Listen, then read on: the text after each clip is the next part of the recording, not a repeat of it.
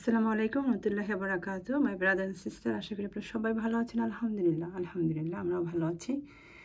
ভালো আছি বলতে কি যে ঠান্ডা আর গরমের যে একটা প্রেশার যাচ্ছে আর কি।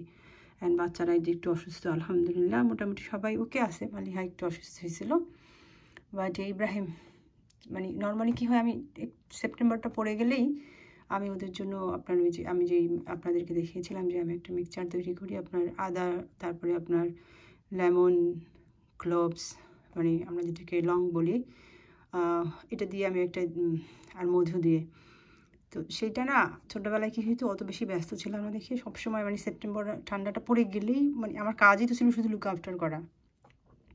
আর এখন তো মনে করেন শুধু ওদের লুক আফটার না, ওদের স্কুলে নিয়ে যাওয়া আসা, মানে সকাল 7টায় যে শুরু হয় আমার রানিং, 9টা পর্যন্ত চলে, 9:30টার মধ্যে বেডে। বিকজ যদি বেডে আমার 9:30 10টার মধ্যে যদি সবাই শুয়ে না পড়ে, বিকজ 9:30 থেকে যদি প্রিপারেশন নেয় তাহলে কী হয়, ওরা আবার আপনার দোয়া পড়তে সব কিছু প্র্যাকটিস করতে করতে শুইতে 10টা বেজে যায়। তো সেই জন্য অনেক বেশি মানে প্রেশারের মধ্যে থাকে আর মনে থাকে না। তো এই গত 2 বছর ধরেই মানে এটা হয়ে যাচ্ছে যে গত বছরও দেখা গেছে আমার ছেলেটা ইনফেক্টেড হয়ে গেছে চেস্ট, তারপরে দেয় আমার মনে হয় যে আমি তো ওই মেডিসিনটা তৈরি করি নাই। তো তারপরে যখন রেগুলার বেস নর্মালি আমি ওই মেডিসিনটা তৈরি করি, যেটা আমি সেপ্টেম্বর থেকে শুরু করে দিই, মার্চ পর্যন্ত চলতে থাকে, প্রতিদিনই আমি খাওয়াই ওদেরকে। আলহামদুলিল্লাহ অনেক ভালো উপকার পাইছি আমি সবসময় ছোটো থেকেই ওদেরকে। শুধু গত 2 বছর যাবতই মানে আমি একটু লেট হয়ে যায়, মানে ও ইনফেক্টেডও হয়, তারপরে আমার মনে আসে যে হ্যাঁ আমাকে তো এটা তৈরি করতে হবে। সো আলহামদুলিল্লাহ এভরিথিং ইজ ফাইন আলহামদুলিল্লাহ দ্য মোমেন্ট। ইব্রাহিমের যে পরীক্ষা, যেটা সেকেন্ড পরীক্ষা ছিল স্লাওয়ের, ওইটাতে ও পুরো ইনফেকশনের মাঝেই ছিল, বাট আলহামদুলিল্লাহ আমার ছেলে তারপরেও দিয়েছে। আলহামদুলিল্লাহ আমি তো এমনিতেই ও খুব বেশি এক্সপেকটেশন রাখি না, ও যে সব পারছে, ও সব মানে দেওয়ার মতো যে যোগ্য হয়েছে, ওটাতে আমি হ্যাপি আলহামদুলিল্লাহ। ভাবতেছেন আমি এখানে উপর থেকে কেন দেখাচ্ছি, উপর থেকে দেখাচ্ছি কারণ ঘুম থেকে উঠেই আপনার ব্লাইন্ডটা খুলে বাইরের যে এত সুন্দর একটা গ্রিননেস আমি দেখি, যেটা হয়তো এই মাসের শেষের দিকেই অনেকটা নেতিয়ে যাবে, অনেকটাই খারাপ হয়ে গেছে।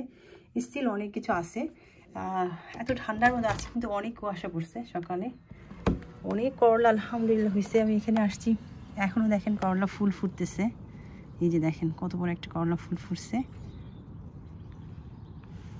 এই যে করলা ফুল ফুটছে, এখানে অনেকগুলো করলা এখনও বের হচ্ছে। আমি দেখলাম উপর থেকে একটা করলা ফেটে গেছে পেকে, আমি একটু লুক করার চেষ্টা করছি, দেখেন ফাঁকে ফাঁকে যে বেশ কিছু ছোটো ছোটো ছোটো ছোটো এই যে অনেকগুলো আছে, এই যে পেয়েছি। কি হয় এত এর মধ্যে দেখা যায় না, এই যে ফেটে গেছে, যে এটা আবার এত হাইতে, এই যে আলহামদুলিল্লাহ অনেক সংগ্রহ করছি, এখনও করলা মানে বিকজ ওই যে ওরা অভ্যাস হয়ে গেছে ভালোই আলহামদুলিল্লাহ, এখনও অনেক করলা আছে, আবার বেরও হচ্ছে। আমি আর এখন পলিনেশন করে দিই না, বাট মনে হচ্ছে ওইখানে একটা পুরুষ ফুল আছে আর এখানে যেহেতু এটা ফুটছে আমি করে দিই, বিকজ সামটাইমস কী হয় ফ্রোজেন কন্ডিশন যদি না হয় তাহলে আমরা পেয়ে যাই আর কি, হয়ে যায় আর কি আলহামদুলিল্লাহ, বিকজ ওদের টলারেন্সি লেভেল অনেক ভালো হয়ে যায় মানে এই পর্যন্ত। সো লেটস সি, আমি একটু করে দিই, একটু পোস্ট করে। কী হয় হিট না থাকলে তো অত বেশি ভালো কাজ করে না, বাট আমি দেখলাম যে কাজ হয়েও যাচ্ছে, বিকজ এই ঠান্ডায় এবার সব কিছু ভালো থাকে। এটাও আমি পলিনেশন করতে পারি নাই, বিকজ ফুল ছিল না উপরে, আমি অলরেডি 2টা দিয়ে করে দিয়েছি, but it doesn't look like অত বেশি। আর মৌমাছিও খুব একটা যে বেশি আসছে এই টাইমে খুব একটা নাই। সো আমি আসলে এটার জন্য আসছি, কদিন যাবত মনে করতেছি এগুলো তুলবো, লাস্ট কতগুলো তুলে দিয়ে দিছি আমি আপনার, বাট স্টিল আলহামদুলিল্লাহ মানে গ্যাপে যে ছোটোগুলো ছিল ওগুলো আবার এখন বড় হয়ে গেছে। চলো নিচে যাই। চাল কুমড়া তো দেখেন এখনও ফুল পড়তেছে, এন্ডে আইসও 2টা হয়েছে আলহামদুলিল্লাহ। এত মজা লাগছে আপনার চিংড়ি মাছ দিয়ে রান্না করেছিলাম, মানে ফ্রেশ যে খাওয়ার এত ভালো লাগে। আর আমরা যেহেতু একটু ভেজিটেবল পছন্দ করি না নিজেদের গার্ডেনের, আর এদেশে তো আপনার মাছ মাংসের থেকে ভেজিটেবলের দামই বেশি। সো আলহামদুলিল্লাহ এই যে এটা নিয়ে আসছি, এখনও হচ্ছে। তো এইটা থেকে যে গাছগুলো হবে এগুলো টলারেন্সি লেভেল অনেক ভালো হবে, কারণ কি এটা এই টলারেন্সিতে এই ঠান্ডার মধ্যেও ভালো করে পাকছে, বড় হয়েছে, আপনি দেখতেই পাচ্ছেন, এবং সুন্দর ভিতরে, এগুলো দেখবেন আপনি অনেক দিন বাঁচবে। অলরেডি আমার এটা হলো কি লং যেটা, সেটা অনেকগুলো হয়ে গেছে আলহামদুলিল্লাহ। এগুলো হলো কি আপনার রাউন্ড ওয়ান। এটা হলো কি আপনার সালাদের যে টমেটো, আলহামদুলিল্লাহ। বেগুনও আপনার 2 ধরনের বেগুন সংগ্রহ করেছি, আলহামদুলিল্লাহ। এখানে আসে অল কাইন্ড অফ সিম যেগুলো, আলহামদুলিল্লাহ। অ্যান্ড এইটা হলো কি আপনার ম্যারো অ্যান্ড শসা, সবই আমাদের এখান থেকে গাছ থেকে, আলহামদুলিল্লাহ। এটা হলো কি আপনার গত বছরের, তো আমি বুঝতেছি না এবং ভালো করে সার হয় না। এবছরও যেটা সংগ্রহ করছি ওটা ভালো করে হতে পারে নাই। আর এগুলো হলো কি এবার সংগ্রহ করা। আর এটা আমাকে একজন আমার কাস্টমার গাছ বিক্রি করেছিলাম, তার কাছ থেকে দিয়েছে। এটা প্রথমে আমি বুঝতে পারছিলাম এটা কী গাছ, কিসের বিষয়, এটা আমি বুঝি নাই। আর সে আমাকে দিয়েছে, সে বলছে আমাকে ফেব্রুয়ারি তার সাথে কন্ট্যাক্ট করতে, সে আমার কাছ থেকে এগুলো সব কিনে নিল। আর সিটগুলো সে দিছে আমাকে। এটা হলো কি আমি হোয়াইট মেলন আর কি, যেটা আমাদের যে আমরা যেটা বলি যে চাল কুমড়া, ওটারই একটা প্রজাতি। অ্যান্ড দেন সে এটাও দিছে। এখানে অনেক কিছুই দিছে আমি যেগুলো কখনোই লাগাই না। এই যে এটা কি আমাদের পাটের শাক নাকি কোনটা আমি ঠিক বুঝতেছি না। আমি এবার ছবি তুলে চেক করি গুগলে, তো সেভাবেই বাইর করছি আপনার এই শীটটা, বিকজ এর মধ্যে ছবিও নাই, যেভাবে সে দিছে। গাজর এগুলো সব সে বলছে লাগাইতে, তার জন্য সেখানে তাদের লাউটাও দিচ্ছে আপনার। এটা হলো গিয়ে তাদের, সে হলো গিয়ে চাইনিজ না, চায়না থেকে বোধ হয়। সে এগুলো হলো গিয়ে তাদের চায়না থেকে শীট কেনা। সে ভুট্টা এটা স্পেশালি সে চাইছে। সো ইনশাল্লাহ আমি নেক্সট ইয়ার এটাও আমি আমার জন্যও করবো, তার জন্যও করবো ইনশাল্লাহ। এই যে এটাও দিচ্ছে সে। এই দুটো মনে হয় nearly same category, seems to be. এটা করলা তাদের, এটা তারা যে করলাটা ইউজ করে সেইটা, এটা তাদের চাইনিজ করলা বোধ হয়। এটা ভুট্টা।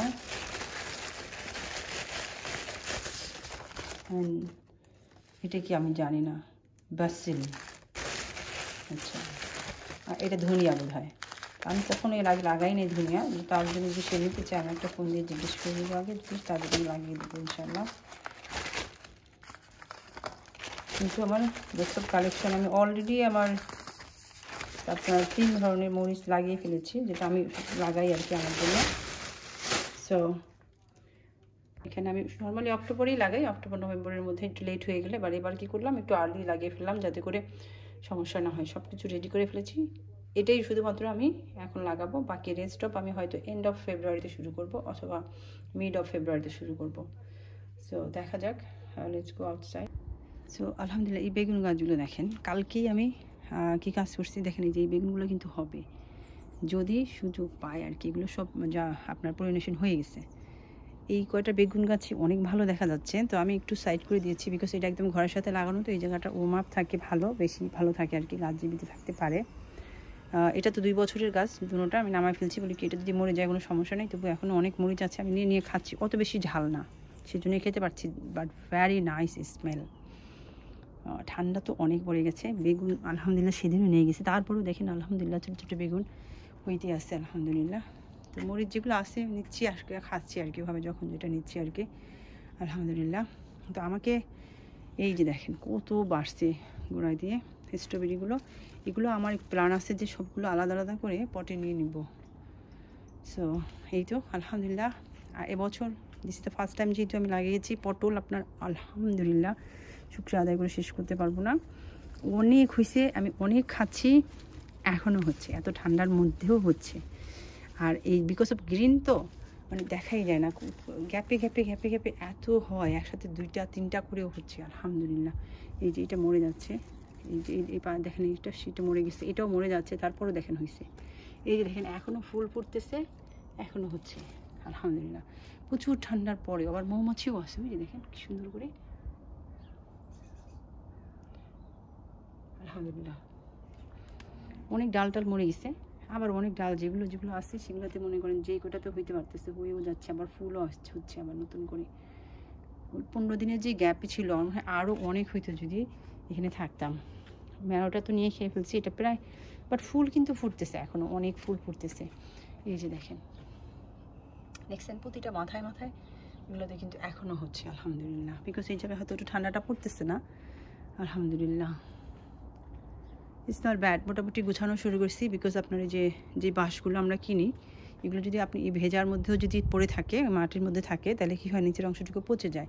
আর এগুলো তো সব কিনতে হয় আমাদেরকে। দেখেন এখনও করলা বের হচ্ছে আমার। আমি এটা দিয়ে পরিবেশন করে দেবো ইনশাআল্লাহ। উপরে ওটাও গিয়ে পরিবেশন করে দেবো। বেশ কিছু অনেক বের হইতেছে আলহামদুলিল্লাহ। বিকজ একটা কী হয়, একটা পর্যায়ে বের হতে থাকে আপনার, একসাথে অনেক বের হয়, তারপরে আবার গ্যাপ থাকে, বড় হইতে সূর্য হইতে আবার বের হয় একসাথে কতগুলো। তা আমার মনে হয় এটা আবার বের হওয়ার সময় হয়েছে আলহামদুলিল্লাহ। কোনো গাছ তো মরে গেছে আলহামদুলিল্লাহ। এবার পুঁই শাক এবারও অত বেশি ভালো হয় নাই। এই জারটা বোধহয় ভালো না। আমি যেটা প্রথম লাগিয়েছিলাম লাস্ট টাইম, ওটা থেকে ঠান্ডা অতিরিক্ত পড়াতে আমি আর কালেকশন করতে পারিনি, এগুলো আমার কেনা। তো এই জারটা বেশি ভালো না। এনিওয়ে আলহামদুলিল্লাহ, তবু তো কিছু হইলো আলহামদুলিল্লাহ, ইটস নট ব্যাড। তো মরিচ গাছগুলো, এই বেগুন গাছগুলো আমি আর মুভ করতেছি না, যদিও এখন এগুলোতে ফুল আসতেছে আলহামদুলিল্লাহ, বেগুনও আসতেছে। এই যে দেখেন ফুলও আসতেছে এই ঠান্ডার মধ্যে, তাই না? সেপ্টেম্বর তো প্রায় শেষের দিকে অনেক। আর এই গাছগুলোর কথা আর কি বলবো আলহামদুলিল্লাহ, আমি নিচ্ছি খাচ্ছি আর হচ্ছে কোথাও দিয়ে গ্যাপ দিয়ে হতেই থাকে আলহামদুলিল্লাহ। সো এই তো আলহামদুলিল্লাহ এখনও ফুল ফুটতেছে।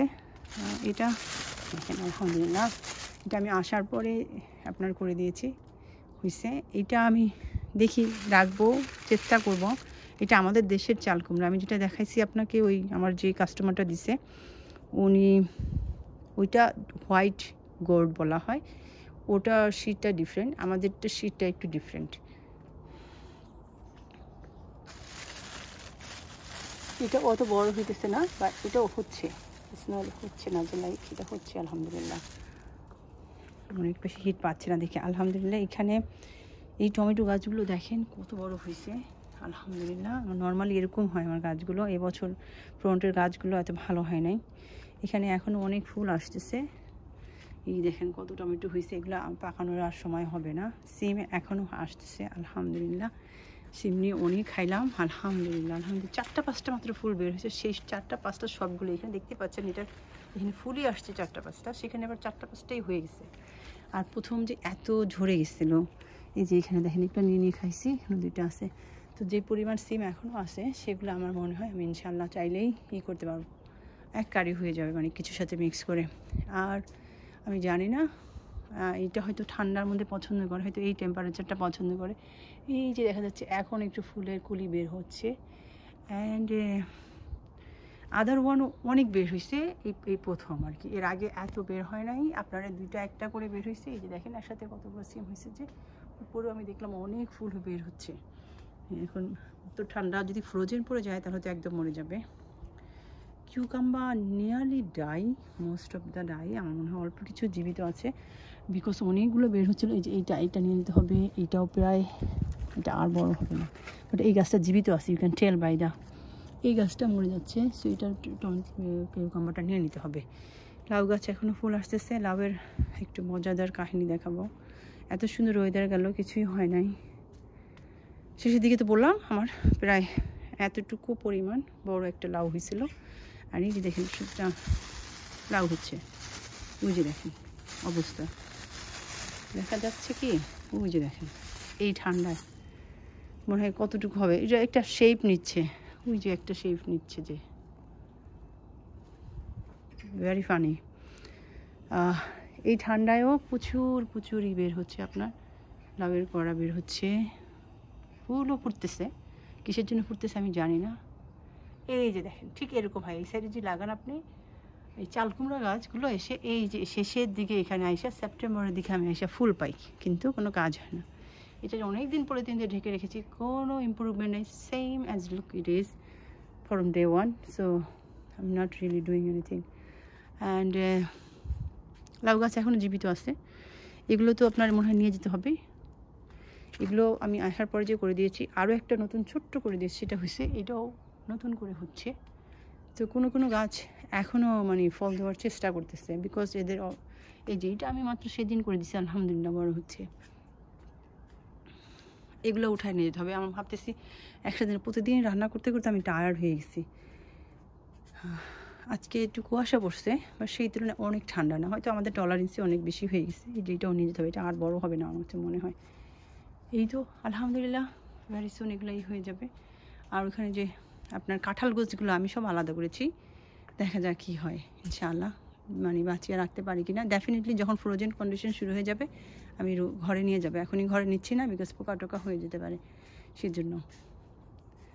সো এই ফাঁকে আমি একটু কথা বলবো আজকাল না আপনার বাচ্চাদেরকে নিয়ে। আমরা আগে কী করতাম, ছোটো একটা বাচ্চা একটু দুষ্ট হইলে আমরা বলতাম কি অতিরিক্ত, মানে কিছু কিছু বাচ্চা তো অতিরিক্ত দুষ্টামি করে, হ্যাঁ, আবার কিছু বাচ্চা আপনার ভালো শান্তশিষ্ট, সেটাও প্রবলেম। আজকাল আমি দেখি সেটাও প্রবলেম। এদেশে আসার পর থেকে দেখলাম যে বাচ্চাগুলো একটু কম মেশে তাদেরকেও বলতেছে এদেরও অ্যাবনর্মালিটি আছে, কি একটা যেন নাম বলে এরা, আমার নাম বললাম না, আমার নাম নিয়ে খুব সমস্যা, আমি ভুলে যাই নাম। আলহামদুলিল্লাহ এখানে এখনও ফুল হচ্ছে এবং সিমও হচ্ছে আলহামদুলিল্লাহ।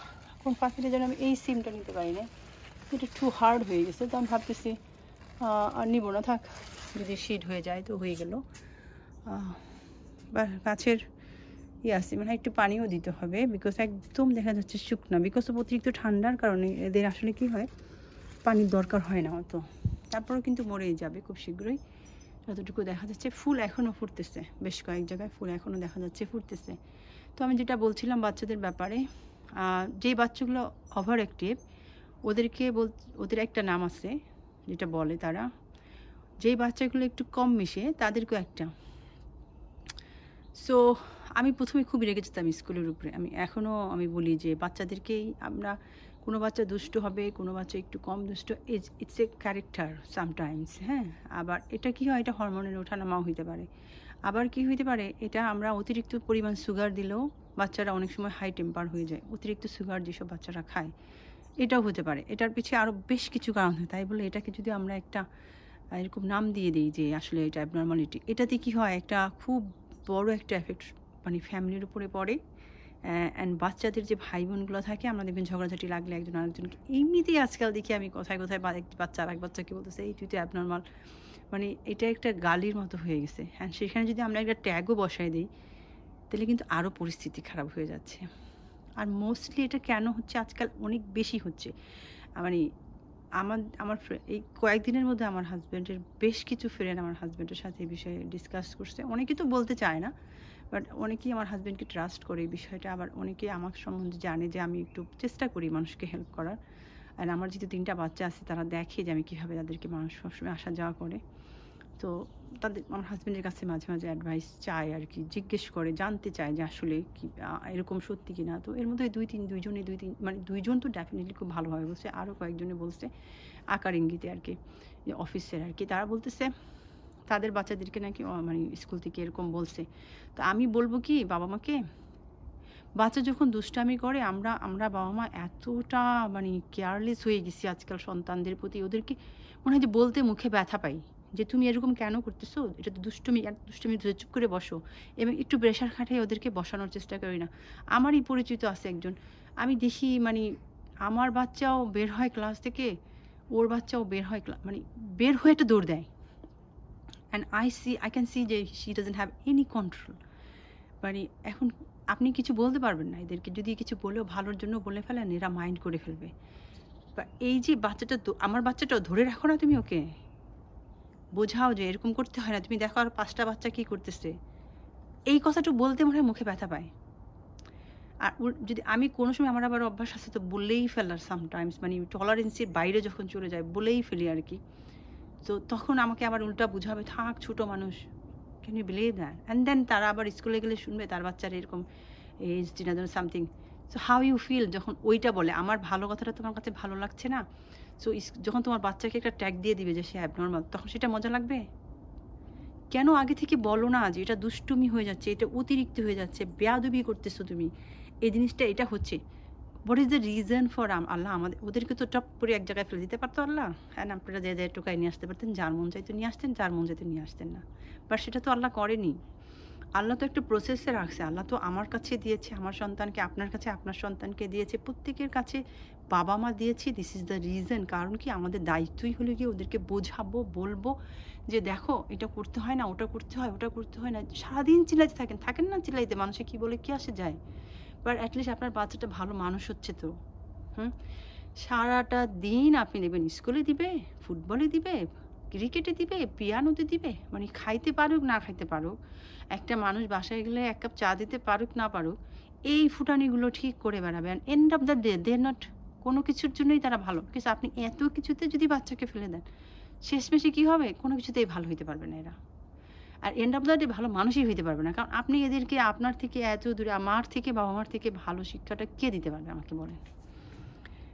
আজকাল বাবা মারা এরকম হয়ে গেছে, সারাক্ষণ বাচ্চাদেরকে মনে হয় দূরে রাখতে পারলে খুশি। আমার বুঝে বললাম না, আমার জানার মতো যে যাদের বাসায় যে গেছিলাম পরে বললো যে বাসায় ঢোকার সাথে সাথে সে বেড়াতে যাবে, একটা মাত্র মেয়ে, 1.5 বছর বয়সেই, মনে করেন 1.5 বছর। আপনি জানেন না, আমাদের বাংলাদেশেও এরকম হয়েছে, প্রত্যেকটা দেশে এরকম ধরা পড়ছে অনেক জায়গায়, যেখানে বাচ্চাদেরকে যে রাখে, যাদের মানে জব করা মায়েদের, এদেরকে আপনার এক ধরনের মেডিসিন আছে যেটা খাওয়াই ঘুম পাড়ায় রাখে। আমি কয়েকদিনই শুনেছি ওর হাজব্যান্ডের কাছে যে ওর বাচ্চাকে ও যখন আনতে যায় তখন দেখি যে ও ঘুমানো। তো আমি আর এদেরকে কিছু বলি নাই আর কি, এদের বিষয়ে আমি এমনিতেই তো আমি বললাম আস্তে আস্তে আস্তে আস্তে, যখন এদের ব্যবহার দেখে আমি আস্তে আস্তে এনিওয়ে বলা বন্ধ করে দিয়েছিলাম। তারপর আমার ন্যাচার যে বলে ফেলা, সেই জন্য আমি সরাসরি কাট করে দিচ্ছি এদেরকে। অ্যান্ড যেহেতু I don't have to say anything, আমি দেখবও না, বলবও না। তো এই বাচ্চাটাকে ওরা মানে বাচ্চাটা ঠিকমতো হাইটটা বাড়তে পারতেছে না, বিকজ আপনি রাইট টাইমে যদি রাইট ফুড না দেন, অ্যান্ড আপনি রাইট ওর কী নিড আপনি কীভাবে বুঝবেন যদি আপনি সারাক্ষণ তোকে আপনি না দেখেন? আপনাকে দেখতে হবে, জানতে হবে, বুঝতে হবে। তাও এখন আমাকে বলবেন অনেকেই যে আপু আপনার হাজব্যান্ড তো অনেক টাকা কামায়, সেই জন্য আপনার কোনো কষ্ট হচ্ছে না, আপনি তো জবে যান না।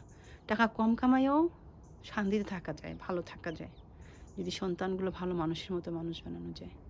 আপনি দেখবেন বেশি হাউ হাউ কাউ কাউ সম্পদ নিয়ে, ওই যাদের অনেক সম্পদ আছে তাদের মধ্যেই লাগে। বুঝতে পারছেন? আমার শ্বশুর সম্পদ রেখে গেছে, সেজন্য লোভও সবার বেশি হয়েছে। আর আমার বাবা তো তেমন কিছু রেখে যায়নি, আমাদের মধ্যেও তো হাউ হাউ কাউ কাউ নেই আমার বাবার সম্পদ নিয়ে। সো এরকম হাজার দেখবেন দেখবেন যাদের বাবা মা অনেক কষ্ট করে সন্তানকে মানুষ করছে, দিন এনে দিন খেয়ে মানুষ করছে, অনেক বড় অফিসার হয়েছে, মোস্টলি আপনি 2-1 অসভ্য ছাড়া, 2-1 অজ্ঞানী বলবো। অ্যান্ড আমি বলবো এরা সত্যিকার অর্থে জ্ঞানী না, এরা আসলেই অজ্ঞানী, যারা মানে বাবা মাকে ফেলে দিছে। বাট মোস্টলি আপনি দেখবেন যে গরিব সন্তান, গরিব ঘরের, মানে যারা ভালো ছেলেপেলেগুলো মানুষ হয়েছে, যারা লুক আফটার, বাবা মার ভালোবাসার মধ্যে মানুষ হয়েছে, এই বাচ্চাগুলো ডেফিনেটলি বড় হলে বাবা মাকে লুক আফটার করে। সো আমি বলবো কি, প্লিজ, এই যে এত শুনতেছে, সেদিন আমি দেখলাম টেস্কোতে এক মহিলা, অনেক মানে বয়স্ক একটা মহিলা, সে আমাকে বলতেছে, মানে সে খুবই অ্যাংরি, তার মানে কি তার ফ্যামিলিতে হয়তো কাউকে এরকম কিছু বলছে দেখে সে খুবই অ্যাংরি। আর আমার সাথে বলতেছে বাচ্চারা আজকাল একটু দুষ্টু হইলেই বাচ্চাদেরকে একটা ট্যাগ দিয়ে দেয় যে তারা অ্যাবনর্মাল। হ্যাঁ, বাচ্চা দুষ্টু বলেন, আপনি অ্যাবনর্মাল বলতেছেন কেন? একটা ট্যাগ দিয়ে দিচ্ছেন কেন? মানে সে খুবই আমি বলি কি, হ্যাঁ এখানে আমাদেরও ভুল আছে। আমরা আসলে বাচ্চাদেরকে ঠিকমতো সময় মতো রোগটোক, যেটাকে বলা হয়, আমরা অতিরিক্ত রোগটোক ভালো না, বাট রোগটোকের যেখানে এটা আমাদের দায়িত্ব প্যারেন্টস হিসেবে, আমরা যেন এটা একটু করি প্লিজ। মুখ বন্ধ করে, মুখে তালা লাগাই যেন বসে না থাকে, অথবা অতিরিক্ত অ্যাঙ্গার হয়ে বাচ্চাদেরকে মারিধর না করি, বুঝাই। বাচ্চাকে যখন একটা ধমক দেওয়া দরকার, ধমকটা দিতে হবে, ধমকটা দিয়ে আবার একটু পরে এনে বুঝাইতে হবে যে বাবা, আমি তো তোমার মা, আমি তোমাকে জন্ম দিয়েছি, আল্লাহ আমাকে একটা দায়িত্ব দিয়েছে তোমাকে বলতে হবে যে কোনটা রং কোনটা রাইট। না বললে তো তুমি শিখতেছো না, তুমি মনে করতেছো যেটা রং করতেছো, ওকে আমি বললাম যে ছোটো মানুষ করছে, ও সেটাকে রাইটই মনে করে রেস্ট অফ লাইফ ওইটাই করবে, এবং একটা সময় যে একটা বড় ক্রাইম করে বসবে।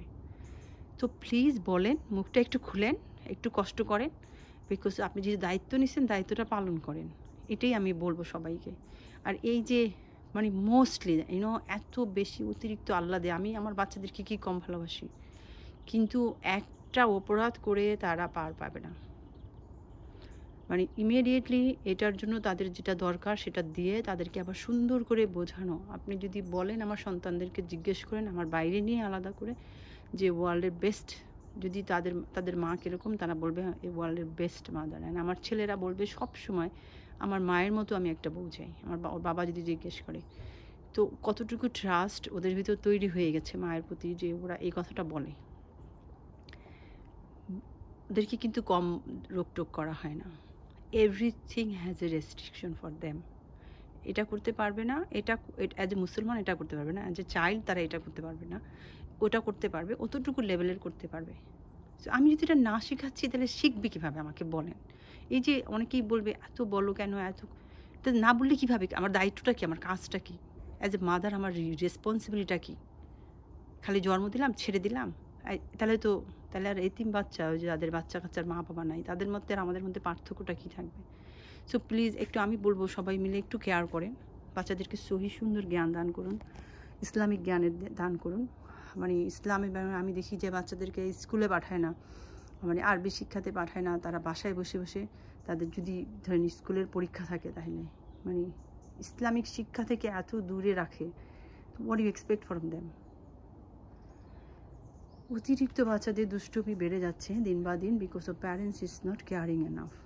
যতক্ষণ বাবা মার ভালোবাসা, বাবা মার সান্নিধ্যে, বাবা মার সাথে যদি না গড়ে ওঠা, যত বেশি আপনি ওদেরকে ঠেলে দেবেন অত বেশি নষ্ট হয়ে যাবে। সো প্লিজ একটু টাইম দিন, কম খান, কম মানে ছোটো বাসায় থাকেন, কোনো সমস্যা নেই। আমার এই বাসায় আমার হাজব্যান্ডের থাকা সত্ত্বেও কিন্তু আমরা এখান থেকে চলে এসেছিলাম, আমাদের স্টার্টিং বাচ্চাদেরকে নিয়ে কিন্তু ফ্ল্যাটেই হয়েছে।